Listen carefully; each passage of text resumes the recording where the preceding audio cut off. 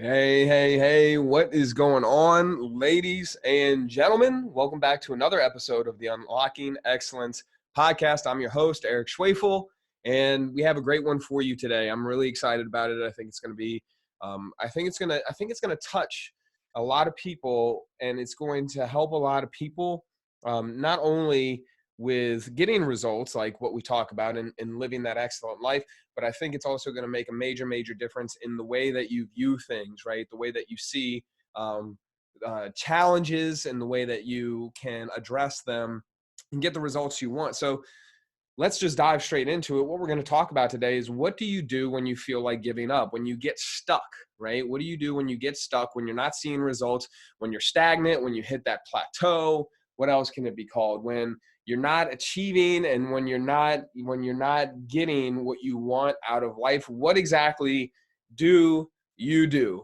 And that's what we're going to talk about today. So like I said, diving straight into it, what is it exactly that you do? Do you give up? Do you try again? Do you give different options? Do you look at it from an outside perspective? What is it that happens? Well, in order to know what we need to do, we need to know how we got there, right? So normally this happens very closely to the scientific method, right? We see something that may be out of place. There's pain, there's a problem, there's something that's out of balance, and it's something that we want to address. So maybe it's something within ourselves, right? A relationship isn't that great. We don't have a great opinion, or the doctor says we need to start working out. Maybe it's that we don't have enough money in our bank account and we need to make it for the next day. Maybe it's that your girlfriend or your boyfriend just broke up with you, or maybe whatever it can be, there's something that's out of alignment. There's something that ends up bothering you as we're going through this, and or as you're going through life. And so what do? You start making the change, right? You say to yourself, okay, I like using health and fitness, right? I'm a strength and conditioning coach. So the first thing that you say to yourself, right, is maybe something along the lines, okay, if I don't start working out right now, the doctor says I'm going to die. So what do I need to do? I need to start working out. I can go to the gym. I can start walking. I can get a coach. I can start my dieting, whatever it is. And you do it, right? 6 months in, you're getting the results that you want. You've lost some weight. You're feeling better. You've noticed the lifestyle change. Your mind's going to be different. And you're stuck. So what do I mean by that? Maybe you lost 20 pounds within the, let's, give the scenario. You've lost 20 pounds so far, right? And you were feeling good. You were feeling awesome. But now your results aren't as prevalent as they used to be. You're not seeing the weight gain each month. People's compliments are starting to wane a little bit. You're starting to settle in to the routine that it is, right? Now, there's a couple of things that happen whenever you plateau. There's a couple of things that happen whenever we don't get the results that we want. We start feeling like, okay, this shit is not working anymore. This shit, I need to switch it up. I need to give up. I need to move on. And I need to find the next best thing that's going to get me to where I want to go. There's the other thing that says, man, I lost all this weight. I lost 20 pounds in 6 months. Now I'm not losing anything. I might as well give up. I'm where I need to be. This is what the doctor told me that I needed to lose. I feel great. There's no reason for me to continue. And what I would say another option would be well, I've been just stuck for so long.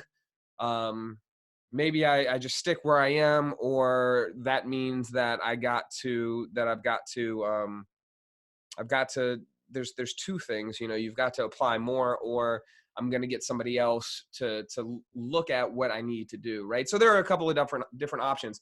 Now, which one are you? We've talked about in the past the circle people, and by circle people, I mean those that move in a circle, and they're the ones that keep doing the same thing over and over and over, expecting a different result. So they may be the ones that give up. They may be the ones that just keep doing the same thing without any change. They may be the ones that they allow life to get in the way, right? You got the zigzag people that will find the solution and they'll figure it out what they need to figure out, but they might fall back into their old patterns. And then you have the straight line people like we talked about, and they're the ones that figure out what they need to do going from point A to point B as quickly as possible. Not as quickly as possible, as effectively as possible. So the person that might encounter the plateau and give up, they're not going to get anywhere. They're not going to get the results that they want, because when you meet adversity, it is an opportunity to overcome. It's part of the path, y'all. When you want something so bad, you want those results so bad, it is like universal law for shit, for temptation, for problems to come up. When I first started my gym, the first weekend, the toilet, what was it? One of the seals in the toilet was broke. So it flooded the bathroom. It went under the building itself and it went into a nearby closet. It smelled like wet dog in here for a week. What else was it? I had like 2 or 3 people drop out. And on top of that, my entire gym, which hadn't been used, occupied in like 3 years, was just a mess, right? On top of that, you know what I'm talking about as far as when you have a choice to make, right? Like healthy food and then unhealthy food comes up. Or if you're in a relationship, there's temptation to break the commitment that you made. There's temptation to buy things that you don't really need to buy. All these things pop up, especially when you have a goal. Now, the reason why that stuff pops up is because, and for me, that gets kind of spiritual, but you are being tested to see if you are capable of sustaining what you've asked for. So most people that win the lottery, right, they go bankrupt within 5 years, I think the statistic is. Sometimes it's a little bit shorter than that. But people that win the lottery go about 5 years and then they lose all their money. Why? Because they have not grown to the point where they can handle the money that they won, right? People that lose weight and they keep it off, they've transformed. People that have earned self-made millionaires, they've transformed their mindset. They've become a different person. You see, what happens when we get stuck, when we meet pain, what happens is it is a call to shift something within ourselves, to change something that we're doing, to change who we are being, right? So let's say that you lose 20 pounds. What's going to end up happening if you want to lose more, there's some things that you're going to have to look at. Maybe it's the way that you handle things, handle stress. Maybe it's the food that you have in the morning. Maybe it's the little bits of ketchup that you're putting on your food throughout the day. It's going to be the little tiny things as you get closer and closer to your destination, to your result. It's going to be the little tiny things that you've got to adjust. And it's those little tiny things that we take for granted, right? It's the small things that make the big difference over time. Shit, if you're to invest, 20 bucks a week, let's say 10 bucks a week for simple math, 10 bucks a week for 52 weeks, that's $520. If you invest that over the next 20 years, you're making a lot of money, right? So imagine those little things that you do over the years and how they build up. Maybe it's the way you walk. Maybe it's the way you think. Maybe it's your breakfast. There are some things that are going to change because there are beliefs that are outdated, that you have in your mind that are outdated. And we need to get rid of them because they're no longer serving you. They're no longer bringing you the results that you desire. In weightlifting, if you want to be able to deadlift 400 pounds, and I say 400 because that's a pretty challenging amount of weight to be able to lift. If you want to lift 400 pounds, then what you're going to have to do is you're going to have to lift 400 pounds. Over time, you're going to have a starting point, which may be, let's say, 150 pounds you can deadlift. And over time, you're going to be able to lift 200, and you're going to have to lift more and eventually get to 250, and then 3, and then 350, and then 400. You're not going to be able to just do it off the bat. It takes time in order to adjust. And the things that you'll learn, right, in that process, in order to deadlift the 400 pounds, quote unquote, you'll learn that you need to keep certain muscles tight. You need to keep a certain structure, a skeletal structure. You'll need to think a certain way. You'll need to be in a certain state of mind. You might need certain people around you. You might have a certain song that's on. Over time, you're going to realize I got to eat food, and I got to eat proper food in order to support my muscles growing to get to this point, right? You can't eat shit and eat junk and expect to perform like an Olympian. It doesn't work that way. Everything's got to be on point. It can be a meticulous process in order to move past the places where you're stuck.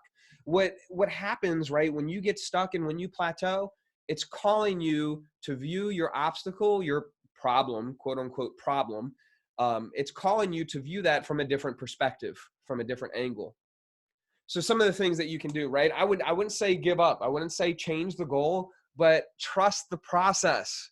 You might need to change a few things up, right? Let's say if you're eating, I don't know, you're eating food and you're looking to lose weight, guess what? You're going to have to, of course, you're eating food. If you're not eating good food and you're looking to lose weight, then you're going to have to look at what you eat, how many calories that you're consuming. Maybe you're consuming 200 more calories a day than you need to. Maybe you're consuming that from a tablespoon of peanut butter. And if you got rid of that tablespoon of peanut butter in 2 weeks, you would lose the extra weight because you're not adding those calories in to your day to day, right? If you want to not have as much back pain, then you're going to have to stretch and foam roll and maybe see a physical therapist, whatever it might be. So the first thing is don't necessarily change the goal, change the thing that you want, but change the process. Look at the process. Get somebody that can help you from an outside perspective who looks at this situation objectively and can say, look, this is what you need to do. You need to move from here to here to here. That's getting a coach. It can be as simple as getting a coach. It can maybe be putting more time into what you're doing, right? So if you want to get better at martial arts and you're only training for half an hour once a week, then that's probably not going to work out too well, right? You're not going to remember the things that you do. But if you practice more often for a longer period of time, then you would be able to adapt and you would learn and you would change. And of course, martial arts, man, it changes your life, right? So you want somebody from an outside perspective. So you can change the process, you can change your methods, you can get a coach, you can go for the outside, get somebody from the outside perspective who can help you. You can start giving more effort and giving more energy. But sometimes what happens is we need to actually take away. Sometimes we're doing too much and we're being a micromanager and we have our thumb on the situation and we're trying to control. And when we try to control, we actually limit the results, and we limit the results in the way that we do things. So it might be not doing as much, right? The answer might be slowing down. It might be taking a step back, getting a vacation, getting into something that's creative, something that distracts you, something that takes your mind off of this thing for enough time to give yourself a break. Now, what I mean by that is there have been great coaches, bosses, I say bosses, leaders, scientists, inventors, CEOs, all these different people who said the first thing that they do when they're stuck is they go exercise, or they take a shower, or they go for a walk, or they do something else. You see, when you get stuck, it's an opportunity and it's a chance to go and do something else, to get your mind off this thing, because you're not seeing it as clearly. You're not seeing it from all the angles that are completely possible in this situation, in this state that you're in. So when you go for a walk and you smell the fresh air and you see the trees and you touch the trees and you go and talk with somebody, you're removing yourself from the situation and you're changing your attention. You're moving your focus to a new place. And when you move your focus to a new place, y'all, that allows the subconscious mind, the universe, that allows God, that allows the subconscious mind to start looking at the problem, the obstacle, the situation from different angles and provide different solutions. Have you ever had that that aha moment when you were sitting on your throne using the restroom, or when you were in the shower? It's because you weren't thinking about the problem anymore. So sometimes distractions can be a really good thing. Sometimes it can be a great thing. That's where creativity comes in, right? When you do something with arts and crafts, or you do something that you enjoy, right? That puts you in a good state of mind. Maybe it's just talking with a friend, not about the problem. But when you do things that you enjoy, it actually allows you to, what's the right word? It allows you to bring your walls down, right? It allows you to bring your walls down. It allows you to just be calm for a second and relax. And y'all, when you take the chance to relax, and when you take the chance to breathe, it can make all the difference. It really can make all the difference. So what were some of the answers that we went over one more time? We said you can, excuse me, you can go outside, you can distract yourself, you can get somebody from an outside perspective to come and help you, right? outside perspective, get somebody else to help you. I can't believe I'm blanking out. I just ended up saying these. You can slow down, right? Do less, excuse me, less time to more time to do less. Yes. Focus on your strengths. Another thing that you can do is just completely get out of the situation. And then this is the other one that I really wanted to highlight is if you're feeling stuck in something and you're feeling like, hey, this isn't moving anywhere and I'm not sure what's happening, take a look at how far you've come, right? Take a look at all the changes, and it's all about angles, y'all. It's all about the perspective and the angles that you look at this from. But take a look and see how far you've come. For me, I own a gym, right? And I have an online business and I'm doing this podcast. And there are many times where I still doubt myself. And there are many times where I'm very hard on myself. I'm my own worst critic, right? We are our own worst critic. Well, there are times where I just beat myself down senselessly. And I'm so glad that I have a great support system to lift me up. But if you're not where you want to be, then that tends to happen and we tend to compare. But what I end up doing is I just look at how far I've come in the last few weeks and years, and I'm really thankful for that, right? Whether it's building your own gym and starting with nothing and accumulating equipment along the way, or it's helping somebody change internally, right? It's like if you're losing weight and you're just looking at the scale, you're probably going to be really disappointed. You can look at the scale, you can get body fat measurements, skin fold measurements.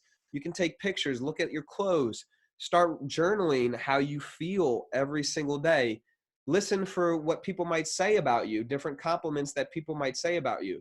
Did I mention the clothes thing? Take pictures, right? So that you can objectively see what the difference is. And sometimes that's all it is we need to test and measure in different spots, right? So what do you do when you get stuck? You take action. You don't stay stuck. Think about the adventure races that there are. Man, oh, this is the perfect story. Oh my God. You just keep moving forward. I was in an adventure race. I think it was the Tough Mudder a few years back. And they have all these crazy obstacles. And one of the obstacles that comes to mind are these giant mud hills, right? These giant mud hills, they got to be like 8 feet tall. And you climb up them, right? So you climb up them and then you slide down. Well, you don't slide down 8 feet. You slide down maybe 12 feet into a big hole of mud that was dug. And it's not hard mud, it's soft, goopy mud. So it's like you're swimming in thick, nasty poo jello. And so then you climb out of that and you climb up another 8-foot hill and then you slide down. I think there are 3 or 4 hills. So here I come. I'm like, oh, yeah, this is going to be awesome. I climb up the hills, not realizing how deep the pools of poo jello mud are. And I completely submerge. So I'm sliding, woo, and then I completely submerge into this vat, right? Well, this vat of mud. So it might not sound like such a bad thing, like, oh, you submerged. Well, when it's not like water. When you get out of the water washes down your face. No, it's mud. So from literally the crown of my head all the way down to my feet, I'm covered in mud. And I try wiping my eyes so that I can see, and I can't see shit. It's still blurry. There's still dirt in there. So I'm like, oh God, what am I going to do? I can't just stay in the mud because there are people that are still coming down, right? So I could get hit. So I move and I feel, and I'm using my hands and I'm feeling for the next piece. And I try wiping the mud off my hands, and then wiping my eyes again. I can't.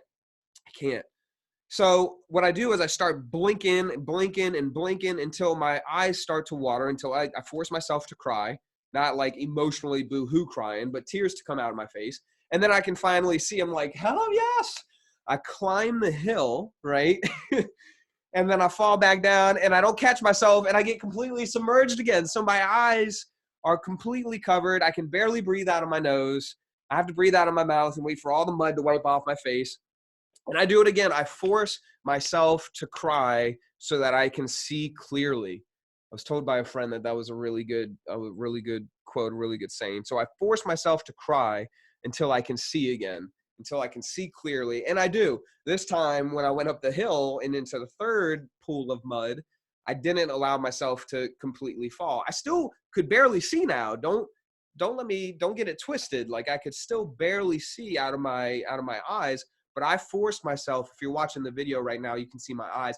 I forced myself to start crying so that that water would wipe the tears. Now, what happened after that, after those hills, there had to be 100 yards of just goopy mud in which every time you stepped, you could slip.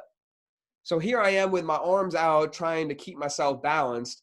From head to toe, I'm covered in mud.